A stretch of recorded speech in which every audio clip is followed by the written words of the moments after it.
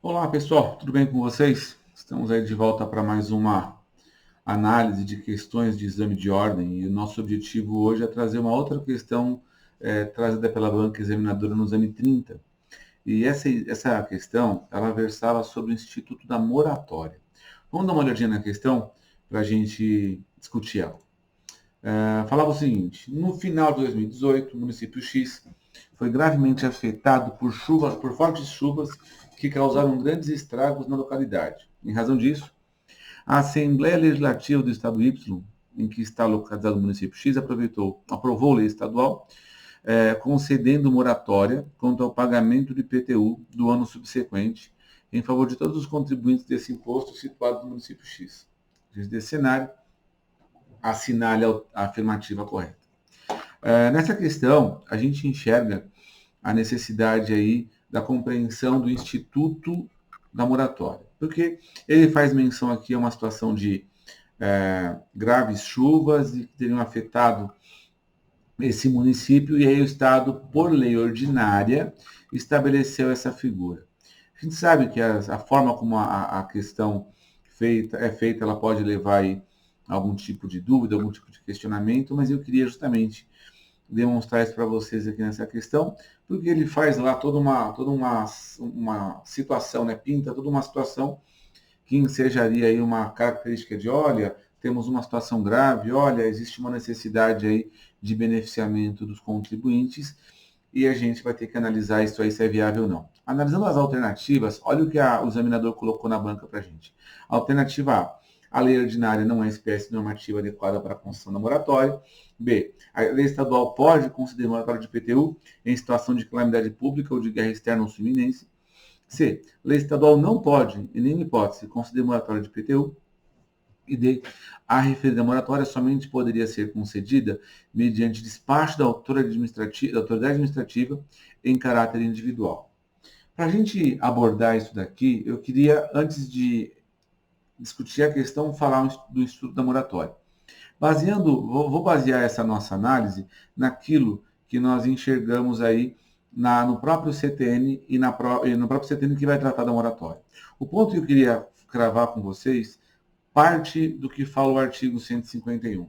Lá o artigo 151 coloca no CTN, coloca a moratória como uma das causas de suspensão da exigibilidade. Então, sempre que houver uma situação de moratória, o tributo não vai perder a sua exigibilidade, ele vai ter a exigibilidade suspensa. Ou seja, a partir do momento em que o tributo for regularmente constituído, lançado, objeto de ato administrativo para torná-lo exigível, havendo moratória, essa exigibilidade vai ser suspensa. E o que é moratória? A moratória, ela não é nada além do que uma prorrogação do vencimento. Então, imagine uma situação onde haja um tributo X e esse tributo tenha o vencimento no dia 30 do mês de janeiro, por exemplo. E aí, a partir do momento em que se determine a moratória, esse vencimento passe a ser postergado para um momento posterior. Um mês, 2 meses, 1 ano, 2 anos, não sei.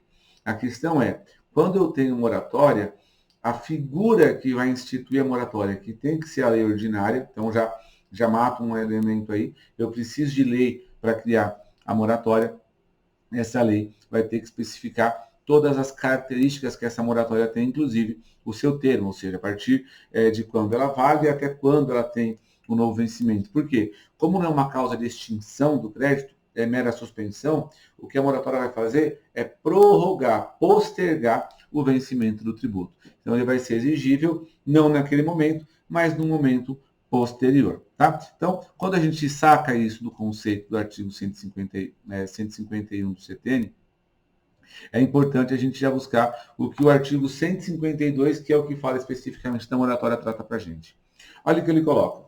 A moratória só pode ser concedida de duas formas, em caráter geral, inciso 1, ou em caráter individual.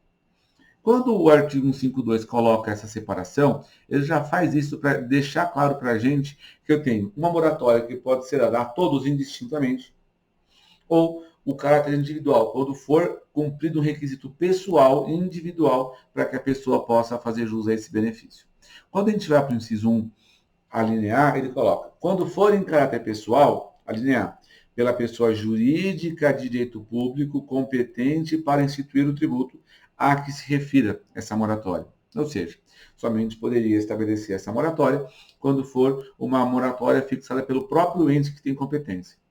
Quando nós olhamos para o IPTU, a gente sabe que a competência do IPTU é municipal, ou seja, a rigor, somente a prefeitura teria competência para estabelecer essa norma e criar essa moratória como está prevista na questão trazida para a gente. Só que tem outra opção. Não é a questão da prova, mas eu já adianto para discutir de fato o tema. Olha o que o artigo 151, 152, inciso 1, a linha B fala. Pela União, quanto ao atributo de competência dos estados, DF ou municípios, quando simultaneamente concedida aos tributos de competência federal e também às obrigações de direito privado. Note que essa situação parece uma situação bastante perigosa, porque para que, a União interfira nas obrigações de direito privado e interfira também nas obrigações que guardam relação com os tributos municipais, estaduais e distritais, verificamos aí uma necessidade de uma situação interventiva. Né? Então, quando a União estiver nesse contexto, intervindo nessa operação, nessa situação, por alguma situação de gravidade que a Constituição estabelece, aí sim poderia haver essa alteração digamos, competência, onde a União daria uma moratória para os tributos federais, poderia estendê-la aos tributos municipais, distritais e estaduais e, eventualmente, também nas obrigações de direito privado. Mas, repito, em uma situação extremamente anormal, diferente de qualquer padrão que a gente possa ter aí. Tá? Isso quando eu penso em caráter geral. O caráter geral retira, exclui qualquer característica pessoal. Então, vou pensar num exemplo, me baseando naquela questão. Só será dada a moratória se a sua casa foi atingida pela enchente. Se houve uma prova, uma evidência de que o seu imóvel foi atingido pela enchente, então você faz jus ao benefício. Do contrário, não. Isso seria uma moratória individual. A moratória, quando ela é geral, ela é dada para todos de forma distinta. Então, se a prefeitura, olha, vou dar uma isenção, uma moratória para todos os munícipes. Isso é uma moratória geral. E aí, obedece o inciso 1. Ou vai ser dada por quem tem competência, União para tributos federais, estados para tributos estaduais, município para tributos municipais, ou pela União, no caso do inciso da linha B, essa situação aí de exceção que nós mencionamos há pouco. Tá? E o inciso 2 prevê a hipótese da moratória em caráter individual. Olha o que ele coloca, em caráter individual, por despacho da autoridade administrativa, desde que autorizada por lei nas condições do inciso anterior. Ou seja, havendo lei que preveja a moratória, o agente público, mediante análise e esse despacho da autoridade competente, analisando e eventualmente afastando temporariamente a exigibilidade do tributo para quem faça a prova de que faz jus aí ao benefício. Então, a partir dessas premissas, a gente consegue chegar na resposta da nossa questão. O que é importante destacar é que eu tenho essas duas características e dificilmente essa prova vai trazer uma questão que traga exatamente essa hipótese. Mas ele pode pensar na hipótese da linha B ou mesmo a menção do caráter individual. Reparem, quando não for geral, é indispensável esse despacho da autoridade administrativa que nós estamos falando aqui. Tá bom? Olha o que o parágrafo único traz pedido de lição. A lei concessiva da moratória pode circunscrever expressamente a sua aplicabilidade a uma determinada região do território da pessoa jurídica de público que é expedir, ou a determinada classe ou categoria de sujeitos passivos. A União pode dar uma moratória só para uma região que foi atingida por enchente. A União pode dar uma moratória só para uma região do país que passa por uma situação específica. Isso é quem a lei é quem vai definir e vai estabelecer todos os critérios para que isso possa acontecer. Tá? Não é automático, tem que ter isso sempre especificado em lei.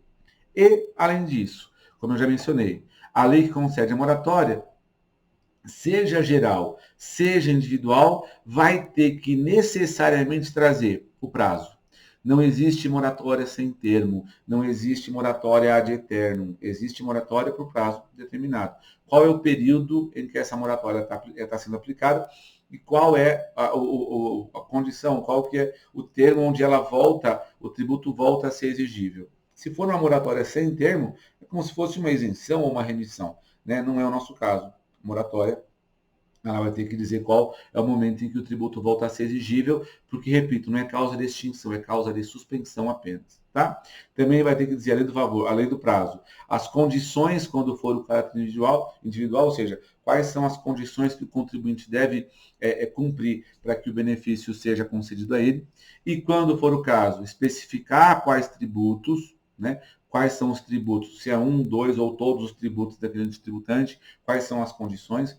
Por exemplo, eu vou dar o benefício só do IPTU, mas não das taxas que envolvem o imóvel. Vou dar uma moratória só do IPVA, mas não do licenciamento do veículo, por exemplo. É um exemplo do pagamento da taxa, né, do licenciamento, por exemplo.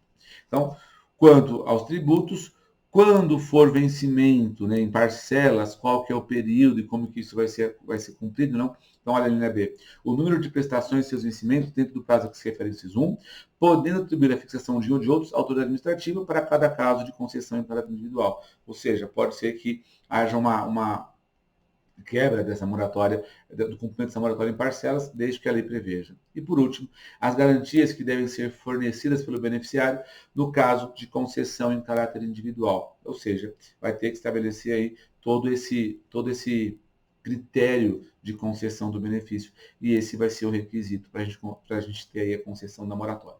Tá legal? Então, olhando para a nossa questão, a gente vai sacar que a resposta correta é a resposta da alternativa C. A lei estadual não pode, em nenhuma hipótese, conceder moratória do IPTU. Vamos lá, por que não são as demais? A letra A lei ordinária não é espécie normativa adequada para a concessão da moratória, não é isso. A lei ordinária até é, mas nesse caso tem que ser uma lei municipal. B, a lei estadual pode conceder moratória do IPTU em situação de calamidade pública ou de guerra externa de iminência. Mentira, a lei estadual não tem essa competência. Calamidade pública ou guerra externa pode ser objeto de criação, por exemplo, de empréstimo compulsório por lei complementar pela União, por exemplo.